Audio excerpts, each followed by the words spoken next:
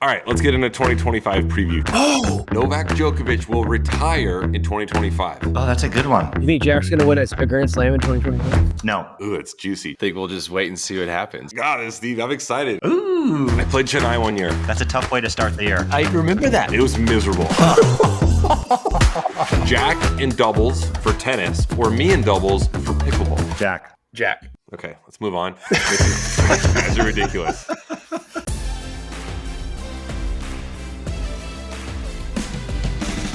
Welcome back to Nothing Major. We're without Jack Sock in this intro. He got a little under the weather, got a little Christmas flu, but we've got Steve Johnson joining us out in Indian Wells. John Isner is joining us from his parents' basement. Or where are you right now? It's more attic-y. Attic-y? It's got a good vibe to it. With that leather couch in the background, and it's old school. I'm at home. So we filmed this episode. We filmed over a few days because it was over the holidays, so it's a little choppy. You'll notice John Isner's face looks beautiful right now after your photo facial you had last week. And later in the episode, you'll see a little blotchiness, a little redness. But right now, you look fantastic. So I think the facial worked well. Hold on. It's not. I didn't get a facial. It wasn't just purely cosmetic. It was medicinal. What I had done to my face, if I can say. Call what you want. Either way, your skin looks good. I've been to the tanning bed before. Look, I like to look good. Yes. But what I had done was to combat these sunspots I have on my face. So it makes me look rough for 3-4 days, and now I look better. So I appreciate you mentioning that. It's important. Tennis players, we're putting the sunscreen on all day, every day. All right, I want to talk about this episode's coming out right after New Year's. I think all three of us, I'll start with Stevie. One, New Year's Eve is the most overrated holiday of all time, right? And two, have you ever done a New Year's resolution? Yes, it is very overrated. I can't say I've ever stayed up for midnight. Maybe when you were a kid, you tried to do it. But since I don't know, 15, 16 years old, like it's completely irrelevant. Just get to the new year. It is what it is. And I've never seriously done a New Year's resolution that I can ever think of. You bluff a couple things, you make a joke about it, but you never followed through on one of them. So that's a hard no for me. If you're going to have a resolution, just do it now. If that's on the 27th, just start it right now. If it's on the 28th, like don't waste time for like 3-4 days, then start it. That's a weak mentality. If you got a resolution, you want to make a change, just start it right now. Yeah, I mean, I guess the only thing I would say is like from like the Christmas holiday time to New Year's, like I strap on the feed bag quite a bit. So I guess in the new year, I try and maybe eat a little bit better, just to lay off some of the sugar. But that's strictly so I, don't actually have any health issues. So I wouldn't say that's a New Year's resolution. That's just trying to be a better person, I guess. John, you ever stayed up until midnight in the last 10 years? I don't think I have, but unfortunately, I think I will be this year. We're going to a party here in North Carolina, and it's a New Year's party. I don't know. We'll see how late I can stay up. It's not as you guys know, it's not the staying up past midnight part that's rough. It's what our kids do to us the next morning that's rough. Because if you go to bed at 12:30, 1 in the morning, they're going to be up at 6. Yeah, that's 5 hours of sleep. Then you're dragging the whole next day. So we'll see what I do, but it completely overrated. I couldn't care less. I mentioned it on a previous pod. I've flown during New Year's, and that was probably my favorite New Year's ever because I just missed it because I was on the plane sleeping, and it was fantastic. All right. People don't want to hear our New Year's plans because we don't do anything. Australian Open right around the corner. I want to talk about the best pre-Australian Open tournament. They've kind of changed over the years. We've got Brisbane, United Cup, Auckland, Adelaide. Adelaide's kind of been a new one. United Cup, we never got a chance to play it. We all played Auckland a lot. I'm going to go back to John. Did you have a favorite warm-up tournament to the Australian Open? Yeah, I mean, I think the week before the Australian Open, I much preferred Auckland, just as both of you guys did. And a handful of times I was able to play the first week. You have 2 titles in Auckland. I do, yes. It was my first ever title was Auckland in 2010. But I also was able to play the Hopman Cup a few times in Perth, the old Hopman Cup. They're playing the United Cup in Perth right now. That tournament is great. I was able to play the ATP Cup, the short-lived ATP Cup that lasted a few years. Then they made it a joint venture with the men and women. So I was able to play Hopman Cup, ATP Cup a few times. But when I was not a part of one of those two teams, I just went straight down to Auckland and played that, then played the Aussie Open. Getting down there, before the new year is sometimes tough. It was hard to leave home, but again, when I had the opportunity to play, the great events that were week one, Hopman Cup and ATP Cup, I did that. Stevie, Auckland, your favorite one? You had a semifinal, 9-7 in Auckland. You're a staple in the Auckland community for years. Yeah, I enjoyed Auckland. It was the tournament itself was really convenient. I thought the city was nice. Like, you could walk down by the water. It was a peaceful event. You could pretty much, it was less than a 5-minute drive from the hotel to the court. So you kind of took all the stress out of it. And then I played the first week probably 8, 9, 10, something like that of my years. But after my first 2 years, I remember leaving on Christmas night. I was like so depressed. I wouldn't do that again. So unless the tournament started the way the calendar worked, first week of January, I would leave like the 27th or 28th, sure. But I was done leaving on Christmas. So, but Auckland was I always enjoy that tournament over. I never played Sydney, if I'm not mistaken. So, I heard that one was just more of a drive out of the city. It just wasn't. I don't know. It just didn't do it for me, and it made it more fun for me that you guys were there.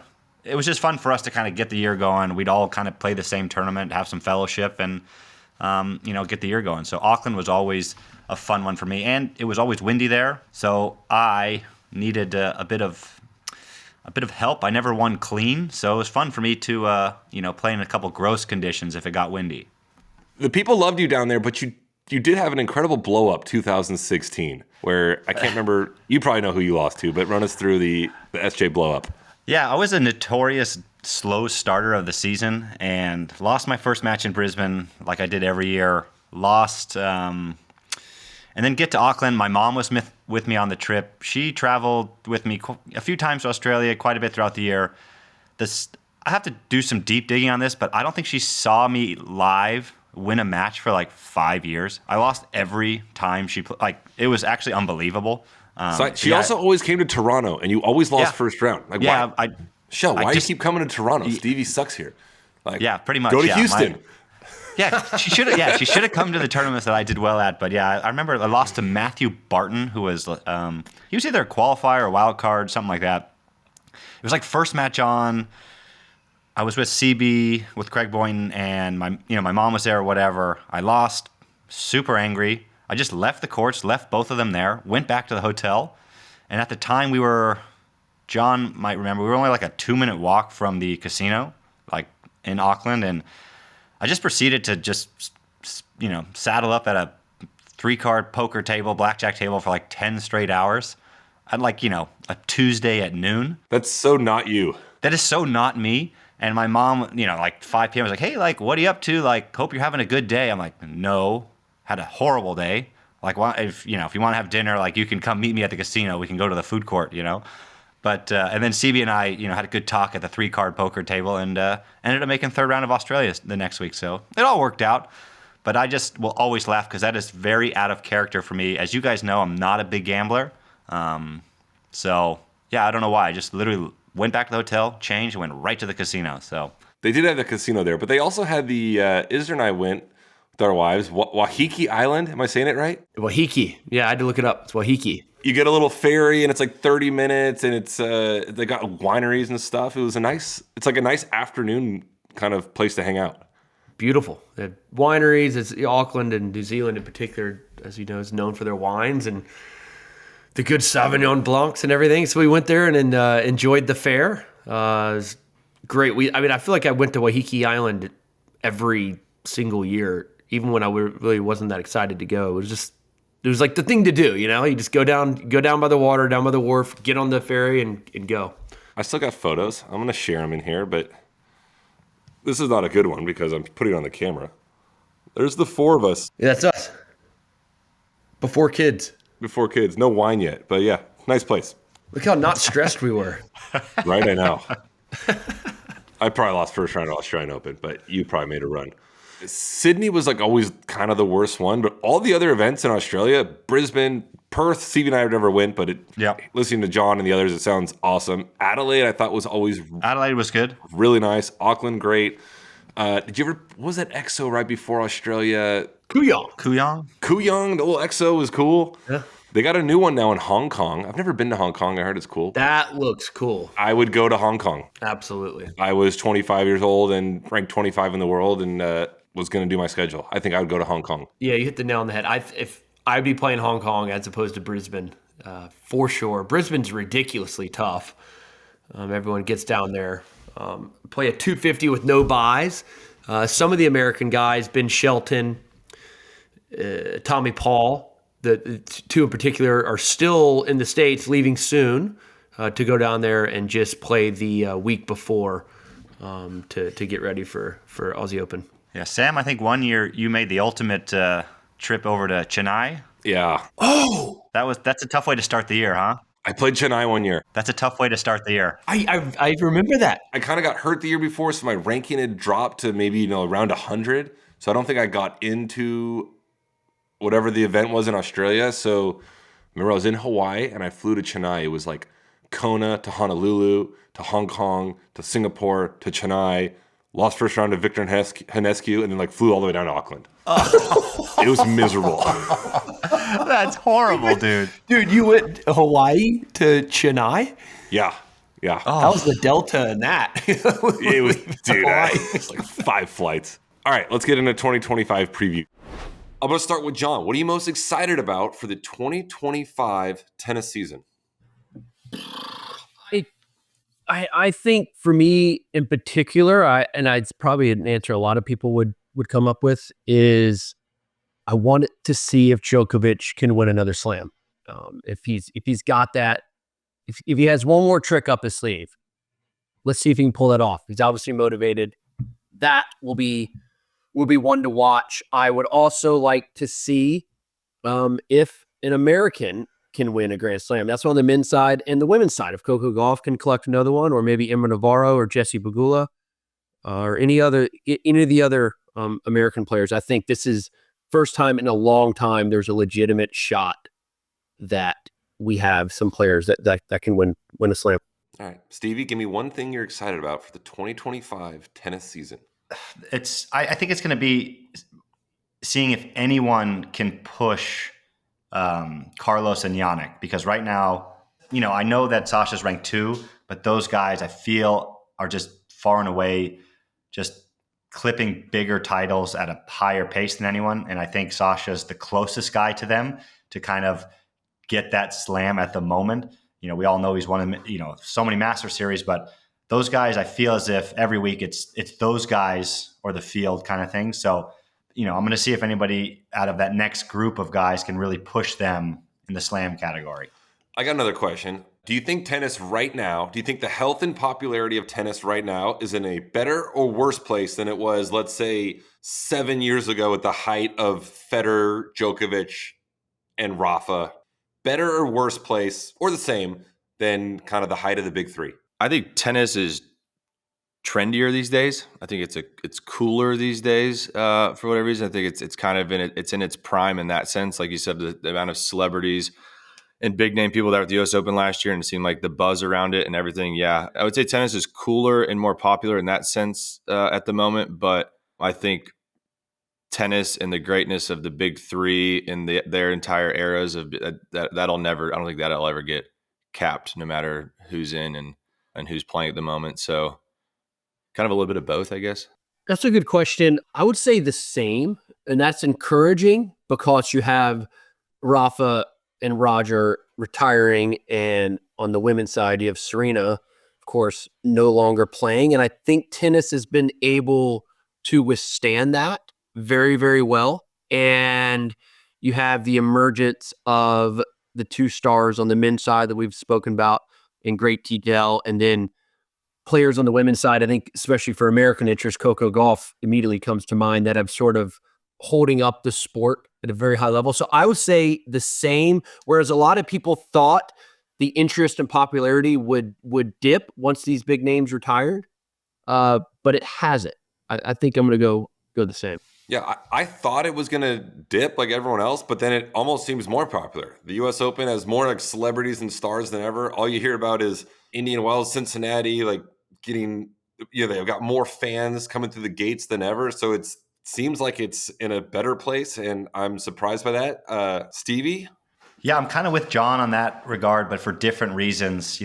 We were very fortunate in the fact that we had Roger, Rafa, Novak, Serena. We have global icons that are known in every part of the world that were playing all at the same time. So tennis as a whole was maybe the most popular it's ever been. But for us in our little bubble here, if you can call that in the States, it's definitely, I feel, more popular. No offense to us, but we have this group of guys, Fritz, Tommy, Francis, Ben, you name it, that are trying to win slams. And in America, we love winners. So if any of these guys continue on and win a slam, it's going to drive the popularity up in the States even higher. So it's really, I put it on some of those guys, especially in the States, because that's what, if you're around tennis at all now, all the kids, that's all they look up to is these American guys winning a slam. So that is very cool to see. And I'm glad that the four of us got out of the way and gave these young group of American kids somebody fun to root for. All right, we got some big changes in the coaching world of tennis. The biggest one is Andy Murray coaching Novak Djokovic. We also have Hurkacz hiring Ivan Lendl and Nicholas Massu. But let's start with Murray and Djokovic. This is the one that everyone wants to know about. John, I mean, it's a short. Before I go, John, it's a short partnership for now. I think they've just agreed to help each other kind of through the Australian Open. What do you expect from this, John? Like, do you think Murray's going to actually bring a significant change or anything of importance to Novak's game, or is it just two friends kind of getting together to have some fun? Good question. Before I answer, you've said Hurkacz like How do you 10 say it? times. It's Hurkacz. Hurkacz? Yeah. Yeah, get out. I didn't know that. Like right. Hurkacz. Anyways. Hurkacz. Djokovic. He was pronouncing the C, S, and Z all together. Hurkacz is... All right. But no. I think it's a great hire for Djokovic because he's trying to find something, in my mind, new to motivate him. Murray's not competing against him anymore. Neither is Fed. Neither is Rafa. We know this. So his contemporaries that he went up against each and every year to win slams against are not playing anymore. So he's got to find a new way to motivate himself against, in particular, Sinner and Alcaraz. Murray is going to bring, yes, a great deal of tactical advice to Novak's camp. Yes, Murray's a fantastic tennis mind, but to me, it's more than that. It's someone in the box that Novak respects so much that he's not going to get, in my mind, I don't see Novak getting angry at all to Andy in the box. So he's going to keep him centered mentally on the court.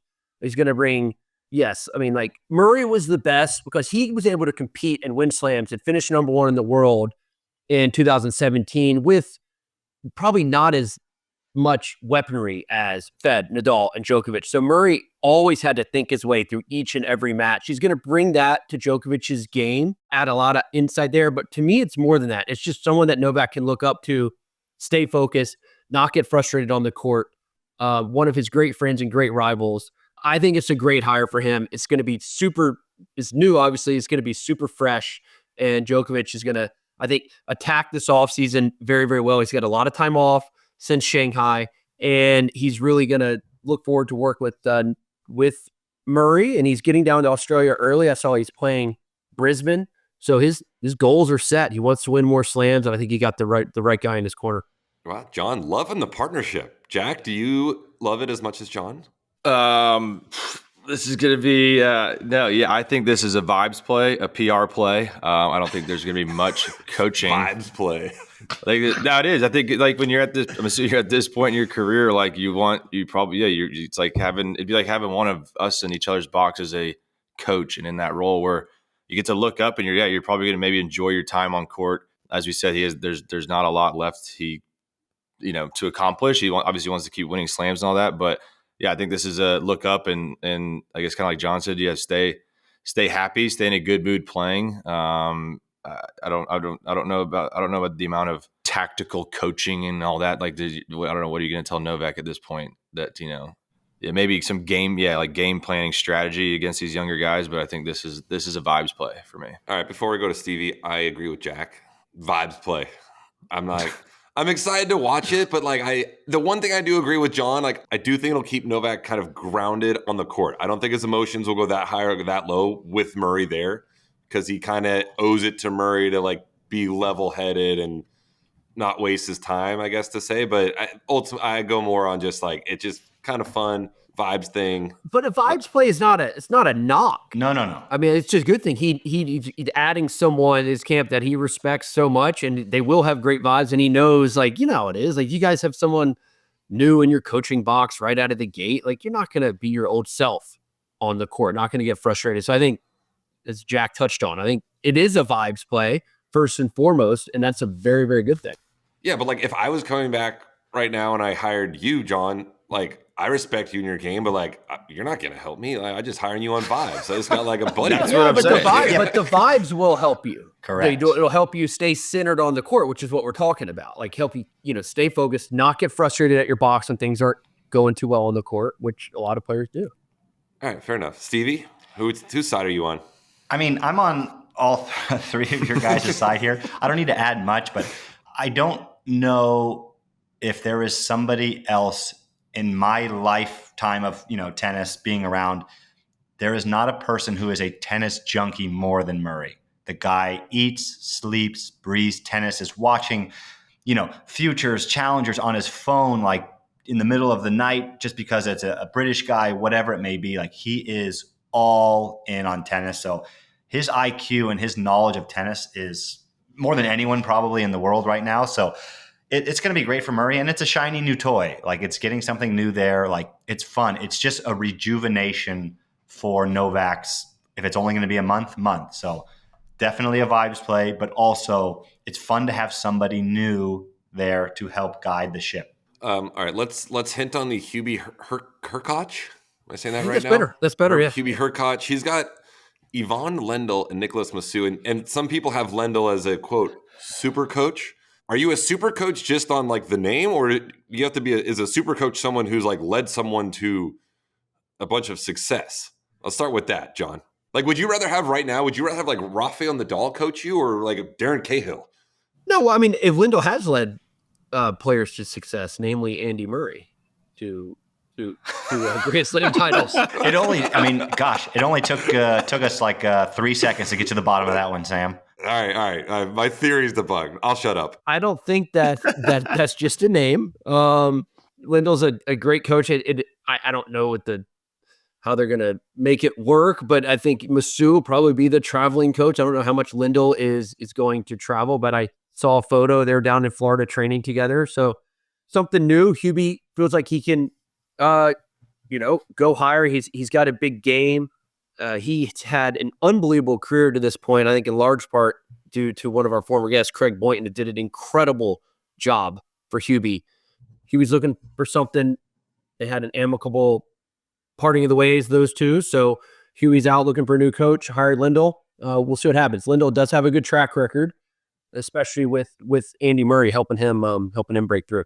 Stevie, you kind of know these guys, and maybe not everyone knows the personalities of Hubert Hurkacz and Ivan Lendl, but you could make the argument they're polar opposites as far as personality. Do you think that'll be a good thing or a bad thing? Yeah, I don't know if they're in some ways they're opposites, but look, I mean, Lendl was an insane workaholic, work ethic back in his day. And we all know that Hubie actually has to be taken off the court during practice. I've seen him here in LA. It's been 4 hours at Carson, and it's dude, we have no one else left for you here. Nobody else can hit with you because you've gone for so long. Look, CB did an unbelievable job with him, getting him to a certain point, and just kind of how we touched on with Novak and Murray. Sometimes you just need a different voice, something that could help you move the needle, that 1% that you just weren't getting from somebody else. So I think it's a great move for Hubie just to get somebody new in there. And I think Lendl can get him to, I think Hubie can get himself to those ends of tournaments. And I think Lendl has the experience as a player and as a coach to kind of get over that finish line in bigger events. So I think it's going to be a great event. I wish everyone, the best success, obviously, to, in their new partnership. So it's going to be fun to see. And, it'll be an interesting dynamic with Massu on the road more so than Lendl, because he is going to do a bulk of the traveling. Last thing on this, he's got Lendl and Massu. I was never a fan of players when they hired like two coaches. One does like part of the travel, like the easy travel, they get the good tournaments, and the other one's got to grind. It's so I just hire one coach. That's my feeling. Jack, do you like when players hire like they got the main coach and then like the little assistant coach? I see that combo as like just, or not their specific combo, but that like one guy doing more, one doing less is that's overrated, and yeah, it's way too much. You should have your guy, you should have your person, whoever it is, your person that's in your corner, and if they should be able to do majority of the weeks, and but yeah, I don't. That's tough. I mean, Massu's going to be the one grinding, and then as soon as he gets a big result, Lendl's going to be there and he's going to get all the credit, and then it's just kind of exactly. I mean, it's. It feels like Massu is like Lendl's assistant. Like, hey, Nicholas, why don't you run and get me a latte, and I'll stay here with Hubie. And was Massu not in the box when team won the U.S. Open? He did coach team. I don't know when. I forget exactly when that timeline was. Okay. Yeah, so he's also a super coach. So, but it does seem like Massu is the assistant. But I mean, like Ivan, Hubie wants to work with Ivan, and he'll entertain that, but he's not going to travel every week. He doesn't need to do that. He's however old he is, and he wants to hang out in Florida and play golf, and Hubie will work with him in Florida. So, I mean, that was kind of the deal going in, I'm sure. So, I want, my main coach, hanging in Florida, playing golf and chilling? No, I don't. Look, I don't know. I mean, Ivan might. I don't know. Do not know what their partnership looks like, but I just can imagine that Ivan doesn't want to travel 20 weeks a year. So don't hire him. I want somebody that wants to be there and wants to be a part of it. I mean, for at least majority of it. Okay. I think it's good to have two voices. No, you get repetitive with the same voice every week. It's fun. It's different to have somebody every once in a while there to the same message is going to get across, but it's just a different play. I think it's a great call for those guys just to kind of keep the energy high, morale high within the team. What if the two guys have differing opinions on something? Well, that's the point. I think it needs to be a complete partnership with all three guys. You can't have somebody telling, Hubie to serve ball and the other guy to, tell him to be 50 feet behind the baseline grinding. So there has to be a partnership with the coaches and a main goal for the player, because that's all that matters at that point. Let's just hypothetically say Ivan's not in Australia. He doesn't get on there. I'm pretty certain they'll be staying in touch quite a bit, going over game plans, going over the practice plan for this day, who we want Hubie to practice with the day before his first match, so forth and so on. It's all going to be buttoned up. I'm kind of with Stevie. It's not something I ever did, but I think it could work out very well. We have two people to bounce opinions off of, and two very smart, proven coaches, guys that have coached players to two Grand Slam titles. I don't like it. I don't like it one bit. Okay. All right. We'll see what happens at the Australian Open with both those guys. Hopefully they play. Maybe we'll get a Hurkacz Djokovic big round of 16 match. It'll just star power everywhere on Rod Laver. Yeah. Hurkacz versus Djokovic. Yeah, exactly. You got to really go with the Djokovic. All right, let's move on to 2025 season, a little preview with bold fan takes. We put a poll out on Instagram for bold takes that fans had. So I'm going to go over some of these, and let's get your guys' reaction. My favorite part here is going to be Sam reading names. Yeah, I'm going to read these. Lufer Lauer 13. This person thinks Kyrgios is going to reach at least semis in Australian Open. As we know, we had Kyrgios on the pod a couple of weeks ago. He's got his comeback in Australia. Do you think he's going to make a semi in Australia? I mean, what are his realistic goals to win matches, or how far can he go in Australia? Let's go with Jack. Is that even a possibility? Kyrgios making a semifinal at the Australian Open? I mean, you'd say the heavy chance of no there. That's going to be part of 2025, and just seeing where he's at, and where no one knows what how his wrist feels or body feels, or what his level is going to be. I think with the mix of guys in tennis right now, that's going to be extremely difficult to do. Again, if I was a betting man, I would say no. But he's done some crazy things in his career on the court, and but that's not. I don't think that's going to be one of them. Great. All right, this one's for Isner. Sumau 62. Novak Djokovic will retire in 2025. You agree with that, or no? Ooh, That's a great It's question. a good question. I don't think so. No, I'll say no. He said after he won the gold in Paris that he said something to the effect of like he wouldn't mind suiting up the Olympics in LA in 2028. It's a good effort. So no, if his level completely drops off and he's 25 in the world and like, then okay, he might consider that. But no, I think he wants to keep doing ridiculous things and maybe play even till he's 40. We know he's going to take care of his body. So the answer for me is no, I don't think he'll retire. All right. This one's for Stevie. I'm excited about this one. And I'm going to change the question a little bit. Drew Freeman with 2 Fs. Oh, I know him. Jack Sock wins Wimbledon doubles, but I'm going to change the question and ask Stevie, will Jack Sock play doubles at Wimbledon in 2025? Will he be in the doubles draw, yes or no? We will have to consult with the AELTC. Yeah, I mean, the All England Lawn Tennis Club, and see if they will hand him a wild card as a 2-time champion. If he is in the tournament, he is dangerous. So I just want to know what you think. Is Jack going to play Wimbledon? No. You're going to go no. Okay. Yeah. No.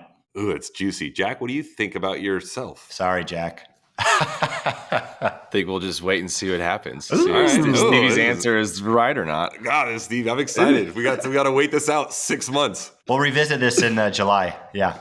All right, next one for Isner. This is Blair Henley, B. Henley, our friend. Yes. Is Rublev going to make a slam semi? We've seen that stat. I think he's like, James Blake mentioned 0-10 in quarterfinals. John, Rublev making a semi, yes or no? I'm going to say no, because, I mean, in all likelihood, he's going to go up against someone really, really good in the quarterfinals. With his ranking around 8 or 9 in the world, let's call it 8.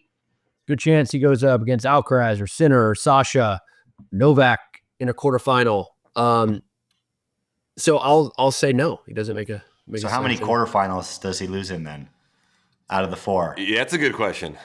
How many quarterfinals does Rublev make in slams in 2025? 1. I love that. I think 1 too. Yeah, I'm with you. I mean, quarters, I think he makes 2. I think he makes Australia quarters, and I think he makes Wimbledon. He might make 3 Wimbledon and U.S. Open. I mean, that's real specific. I like that. Love that. He's feeling good. Like, yeah. I mean, I'm going to say 2. He's going to get half quarters. Sock's a big Rublev fan. We didn't know that. Neither did I. No, I'm not.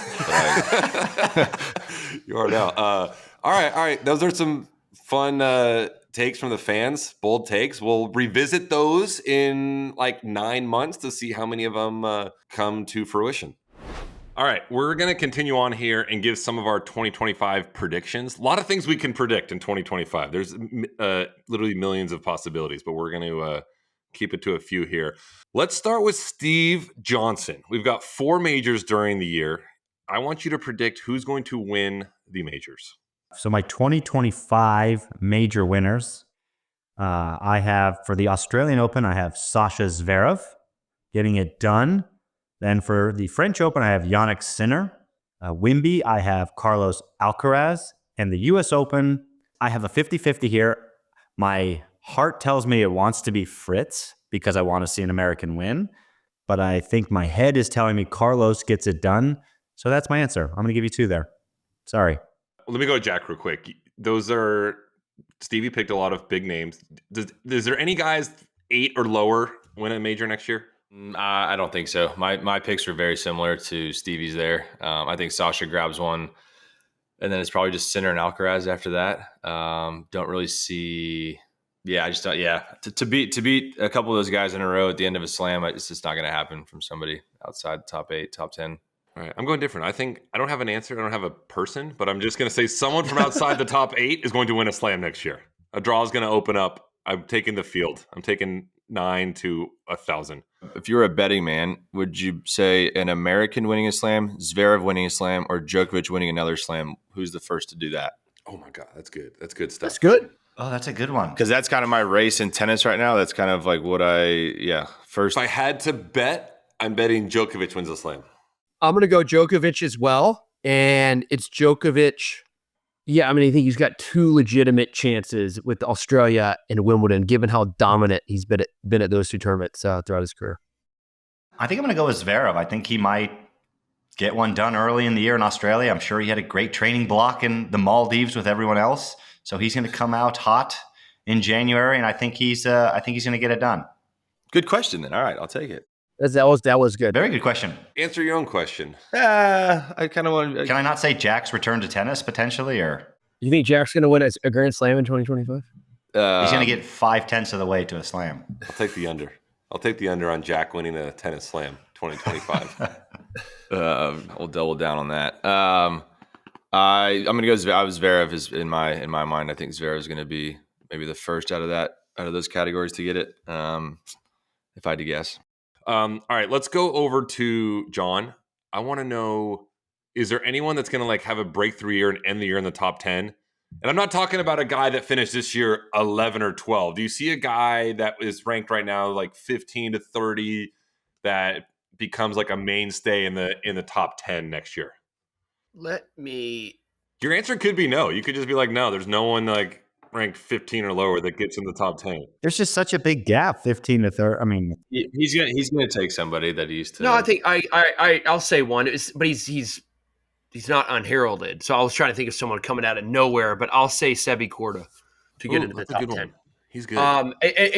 He's good and people know him, so it's not like No, it's a great pick, but he's not like he hasn't been knocking on the doorstep. That's a somewhat of a bold call. yeah. I like Sebi to get into the top 10. How many Americans are finishing ahead of Korda next year? I think 5 guys are going to finish ahead of him. All right. Whoa. Yeah. I just think because I think Sebi's having he had wrist surgery or elbow surgery, something in the offseason. So I don't know how healthy he's going to be to start the year. So I don't know if he's going to have a full season of work. But I mean, my top 5 Americans are going to be Fritz, Tommy Paul, Ben Shelton, Francis TFO, and then Brandon Nakashima at 5. Because I think he just plays every week and he's methodical about his business and he just plays. So he's going to have the numbers game to finish as the 5th highest ranked American. But I feel like the top 4 are pretty secure. And, Sebi, I agree with John that he is an incredible tennis player. I just hope the right elbow or wrist surgery, whatever it was, went well because, we want him to be healthy because he is an incredible tennis player. He's hitting. No, I know. I just don't, you know what I mean? Like sometimes it just takes a while for these guys to come back. And If he's healthy and plays a full year, top 25, I feel like. for sure. No, I think he's top 15 if he plays a full year, so. Wait, so you think there's going to be 4 players? You think there's going to be 5 players in the top 15 in the world? I just don't know if Sebi's going to be healthy the whole year. That's my answer. Okay, if gotcha, Sebi is healthy the full Yeah, year, he's the 5th guy. I just don't know with that going forward. So if he is healthy all year, Then I have him at 5. Wow, you still think 4 guys ahead of him, even if healthy? Yep. But you also said he's top 15. I'm saying if he's healthy, yeah. So you think Nakashima is going to be close to top 10? I think Nakashima finishes like 25 to 30. But you just said you think Sebi will finish top 15 in the world. If he's healthy, Yeah, let's dum-dum. assume he's healthy. You still think 5 other Americans are finishing ahead of him? If he's healthy, no. I've made that clear 3 times now. No, you didn't make that clear. You did not make that clear. He did say that. I mean, no, he did. No, he didn't, Sam. No. You guys tune me out every time. It's ridiculous. We'll go back to the tape. He did not make that clear. Yeah, we're going back to the tape. Go back to the tape. I said if he is healthy, he is the top 5 or top 50, whatever you want to be. Doesn't matter. If he is healthy from January 1, he plays a full schedule, he's top 15. And if he's not, I think he's somewhere 20 to 30 because he's going to play 8 months instead of 10, whatever. We'll get Charlie and the team to Yeah, go you can back. get him. And Let me. you guys need to. Hold on. We'll see. Well, you might. Yeah. You might be wrong on this. We're gonna I figure know. it out. All right, let me pop back to John real quick. Does fellow bot Riley Opelka, assuming he's healthy and plays 20 tournaments this year, get back in the top 50? Yes, if he's healthy. If he's healthy. Yeah, absolutely. Right. But that's the caveat with him. There's like health is a massive issue, as we know. He has not been on the court at all. He's dealing with a lot of issues. He's working hard. The kid's a hard worker. Just want his body to hold up. So he's a serious health concern of all the American players. I think all of us would agree that there's some question marks there, but we wish him the best. All right, we got one more prediction. Jack's hinted at maybe coming back playing some tennis doubles next year. So we want to know, and Jack's not going to answer, I'm not going to answer, just Stevie and John. Who wins more matches? Jack in doubles for tennis or me in doubles for pickleball for 2025? Who wins more? Jack and doubles. Dude, that's the ridiculous answer. Just think about it for a second. Okay, Let's just think about it. Hold on. I'll think about it. Hold on. Let's just, for hypothetical reasons, say we each play 10 tournaments. And remember, when I play the tournaments, I'm playing doubles and mixed doubles. So I'm getting at least double the amount of... No, dude. No, you can't have multiple events, dude. You're taking you can't take every win. It has to be one event. Hey, why don't you go ahead and throw singles in there too, Yeah, Sam? throw singles in there. You suck, no dude. singles. Yeah. All right, I want mixed doubles. Fine, I'll take me and mixed doubles. No, me and doubles or Jack and doubles. Straight up. Who wins more matches next year? We're both playing 10 events. Jack. Okay, let's move on. This is ridiculous. I mean, dude. I can't wait to revisit this in December. Okay, hold on. If you both play 10, at least 10.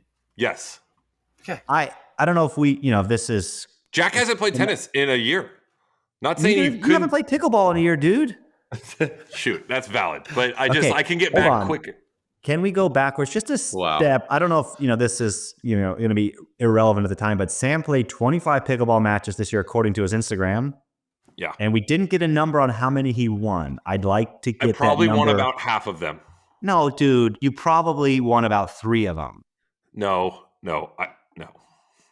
Next week when we're off. We're gonna check the when we're numbers done on this, recording. dude. I'll go check the numbers. Okay, fair enough. All right, and then we'll see at the end of the year who wins more. All right, excellent predictions. All right, everyone, that is a wrap for us on episode 24.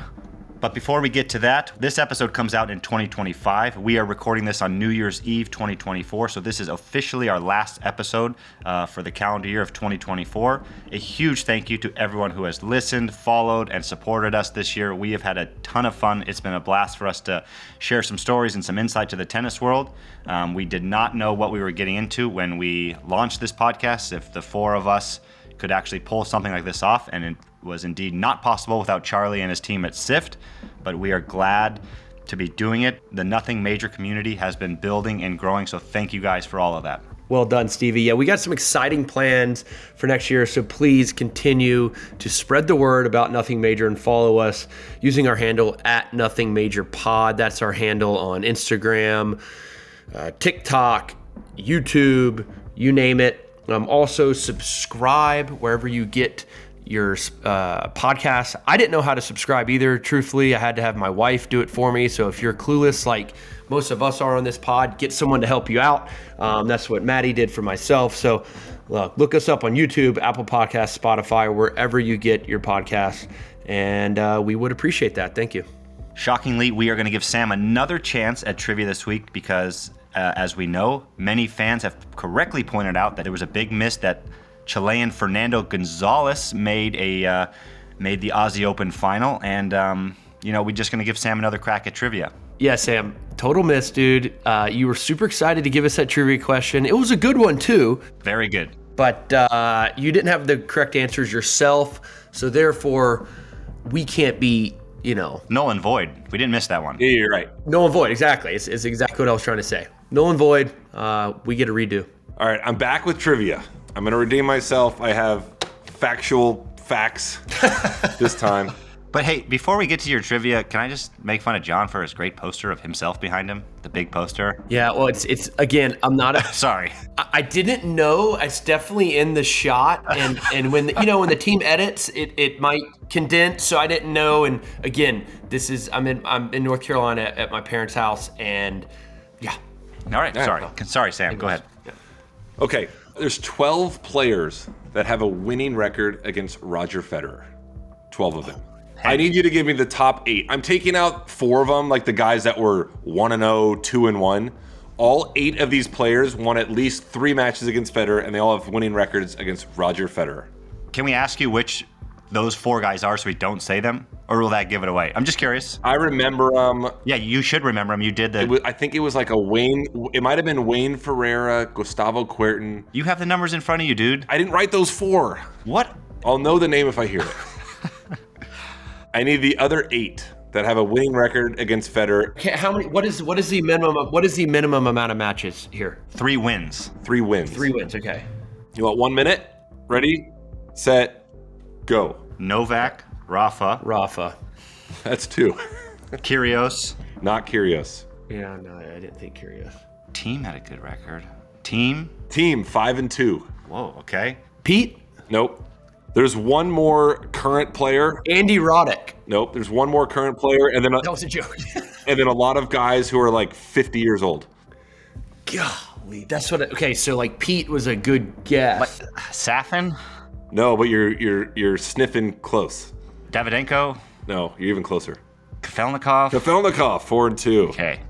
You have 15 seconds. Is there any Australians on that list? Yes. Hewitt? No. Philippoussis? No. Yeah, Philippoussis, Rafter. Rafter. I'm giving you Rafter. That's time. This one was too tough. This one's too tough. What else you got? So I thought Nick had like... Zverev's 4-3 against Federer. Wasn't gonna get that. Wasn't going to get that one. I would assume Roger would have chopped him. He might have like 3 straight times. And Okay. So who did we get? We got... you got Novak, Rafa, Team, Kafelnikov, and Rafter.